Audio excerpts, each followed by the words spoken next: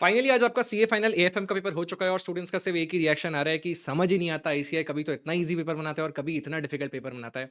Usually AFM वो subject होता है जिसमें सबने 60 प्लस प्लान कर रखा होता है, पर अब की बार का जो पेपर है स्टूडेंट्स का वो शायद अच्छा नहीं गया है, क्योंकि इस पेपर का लेवल जो मैं स्टूडेंट्स के रिएक्शन से स्टूडेंट्स से कुछ बात हो पाई और टेलीग्राम के पोल्स के थ्रू समझ पा रहा हूँ। This paper was not an easy paper. In fact this paper was not even above average. Above average तो तब होता है जब आपका पेपर का स्टैंडर्ड शायद अबव एवरेज हो, बट जब हम 3 घंटे में उसी पेपर को अटेम्प्ट करने जाते हैं तो वो पेपर अबव एवरेज होता है, तो वो टफ बन जाता है एक्चुअल में। So this was a tough paper. Many students are saying that this was harder than November 24 paper, जिसमें बहुत सारे रिवर्स कैलकुलेशन पूछी गई थी। हर क्वेश्चन में कुछ ना कुछ न्यू ट्रिकी एडजस्टमेंट या कुछ ना कोई नया पॉइंट डाल रखा था, जिसका हम वेट कर ही रहे थे कि एक ना एक बार आईसीआई खेलने वाला है। थोड़ा इजी ले लिया था सबने एएफएम शायद सब्जेक्ट को, एंड बहुत लोग ऐसा भी बोल रहे हैं this is one of the toughest paper of AFM, ऐसा भी स्टूडेंट्स बोल रहे हैं। फॉरेक्स और थ्योरी जो थी वो रिलेटिवली ईजी आई थी डिस्क्रिप्टिव पार्ट में, ऐसा मुझे फीडबैक मिला है। बचे सारे question average above average category के थे। हाउएवर एमसीक्यूज जो थे वो बहुत ही कंसेप्चुअल थे और वो भी अबव एवरेज कैटेगरी के थे। पेपर देखा हुआ तो था, पर हर क्वेश्चन में कुछ ना कुछ नया नया मसाला मिल रहा था। बच्चे बहुत पैनिक कर रहे हैं, जिनका भी पहली बात तो एएफएम में एग्जाम्शन था और इस अटेम्प्ट में नहीं देना पड़ा। Congratulation to everyone. बच्चे बहुत पैनिक कर रहे हैं। एक बात समझो गाइस, एक बार के लिए तो पेपर हो चुका है। अगर पेपर डिफिकल्ट आया और वो सबको डिफिकल्ट लगा है तो सिर्फ आप एक एक्सेप्शन नहीं हो। कुछ बच्चे मार्केट में आएंगे बोलेंगे नहीं नहीं इजी था पेपर, इसमें क्या था। उनकी बातों में मत पड़ो। पेपर डिफिकल्ट था, सबको लग रहा है, इस बात को दिमाग में डालो। अब हम क्या कर सकते हैं? कुछ भी नहीं कर सकते। पेपर का एनालिसिस जो करना है वो एग्जाम की बात करेंगे। फिलहाल हम लोग ऑडिट में लग जाते हैं। एफआर का पेपर आपका एवरेज कैटेगरी का, एएफएम का पेपर आपका अबव एवरेज टफ कैटेगरी का। तो हाई चांसेस हैं कि अब की बार आपका ऑडिट का जो पेपर है वो इजी या फिर एवरेज का आए। तो प्लीज जो लोग सोच रहे हैं कि क्या फायदा अब एग्जाम देने का, मत सोचो, ऑडिट की तैयारी में लग जाओ। Now let us talk on the most deadly subject of your Group 1 CA final, which is the subject of audit. Audit में एक एक सेकंड बहुत कीमती है और इस वीडियो को एंड तक देख लो। सिर्फ 5 मिनट लूंगा आपके। इस वीडियो के बाद आपका January 26 अटेम्प्ट लास्ट अटेम्प्ट बनेगा, इस बात की मैं गारंटी दे रहा हूँ आपको। 1.5 डेज ऑडिट के लिए हमारे पास this is the sure shot 40 plus strategy. अगर आपने पहले कोई स्ट्रैटेजी बना रखी है तो उसको फॉलो करो। This is only for students जो लास्ट रिजॉर्ट हेल्प चाहते हैं। Students who are fearing lacking confidence are not prepared very well for their January 26 exam. This is the most student friendly approach. ऐसा आपको YouTube पे generally कोई नहीं बोलेगा, but ध्यान से मेरी कुछ बातें सुन लो 5 मिनट में। सबसे पहले कुछ की पॉइंट्स का ध्यान रखो। ऑडिट का एग्जाम है, बहुत थियरी स्पेसिफिक एग्जाम है, आपको अपना दिमाग ठंडा रखना पड़ेगा। Please keep calm. अब कीप काम में सर जनरल बात बोल दी आपने, अभी एग्जाम टाइम में हमारा टाइम मत खराब करो, वैसे ही दिमाग में बहुत प्रेशर है।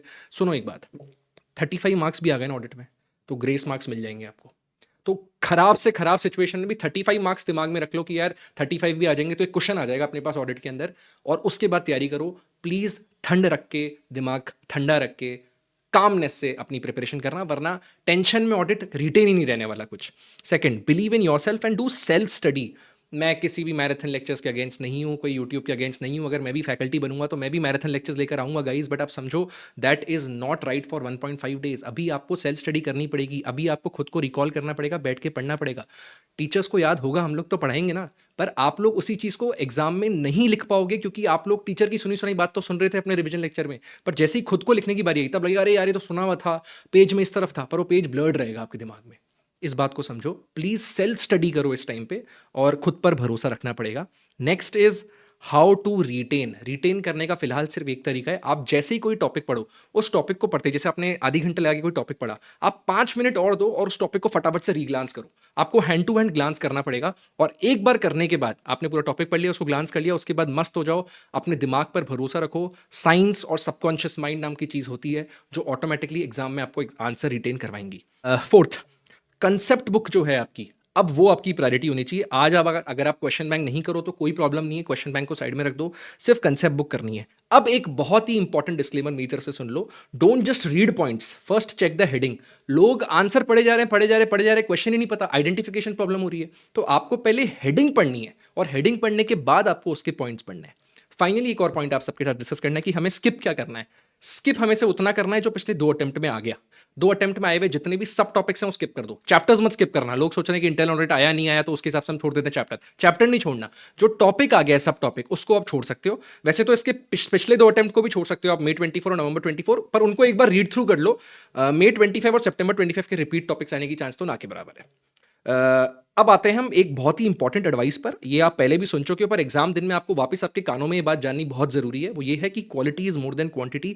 Don't run for more coverage. आप लोग क्या ऑडिट के एग्जाम में पन्ने पलटते रहोगे कि जल्दी से जल्दी सारा कवर हो जाए बस, या फिर आप चाहोगे कि बस एक नया यूट्यूब वीडियो देख लूँ मैं, जिससे ना जो भी मेरा टॉपिक पहले छूटा हुआ था या जो मेरे को करने का मन नहीं हो रहा है, जहाँ मैं लेट हो गया, तो उसको वीडियो को देख के मेरे को कुछ ना कुछ नॉलेज मिल जाएगी, मेरा कवरेज पूरा हो जाएगा। Don't run for coverage please. आप समझो, आप जितनी भी कर रहे हो तैयारी बहुत है, सफिशिएंट तैयारी करो। और इस वीडियो के बाद में आपको मैं एक प्लानर देने वाला हूं, एक पूरा प्लानर है जिस पर हम डिस्कस करने वाले हैं। तो प्लानर तक रुक जाओ, मैं आपको प्लानर बताने वाला हूं क्या करना है, कितना करना है, और उससे हमारे को कैसे सिक्योर 40 आएंगे। इनफैक्ट 60 प्लस भी आएंगे, पर अगर बहुत दिक्कत है तो सिक्योर 40 आ जाएंगे।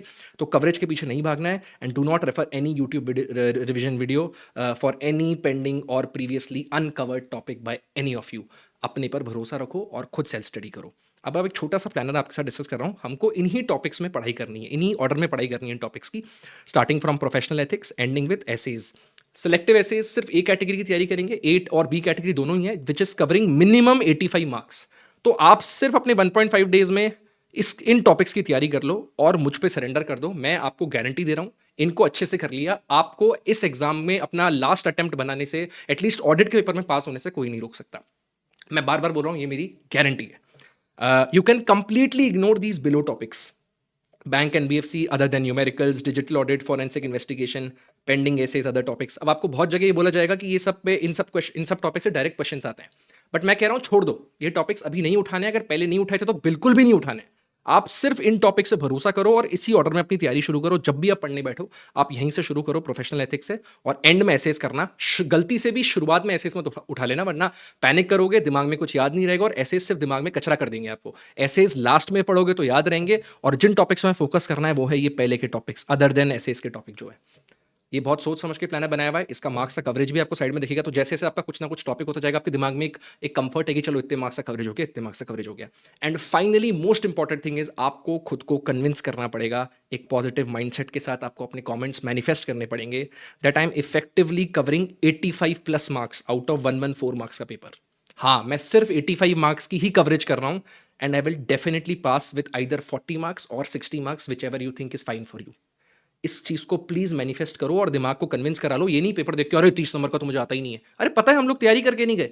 ऑडिट का एग्जाम में हवा में कुछ नहीं होने वाला, लिखने से कुछ भी नहीं होने वाला, सिर्फ सही लिखने के नंबर मिलेंगे आपको। 1-2 घंटे में आपको मैं एक वीडियो लाने वाला हूं जिसपे मैं जितनी भी सर्टिफाइड कॉपीज का एनालिसिस थे मेरा सितंबर 25 का, उसको एकदम शॉर्ट में आपके सामने प्रेजेंट कर दूंगा। तो इस चैनल पे जुड़े रहना, और अगर आपको ये पीडीएफ चाहिए तो यार टेलीग्राम चैनल को ज्वाइन कर लो। कुछ भी चैलेंजेस आ रहे हैं ऑडिट के दिन में, मुझको मेरे को टेलीग्राम पे मैसेज करो। I am there for all of you. All the very best.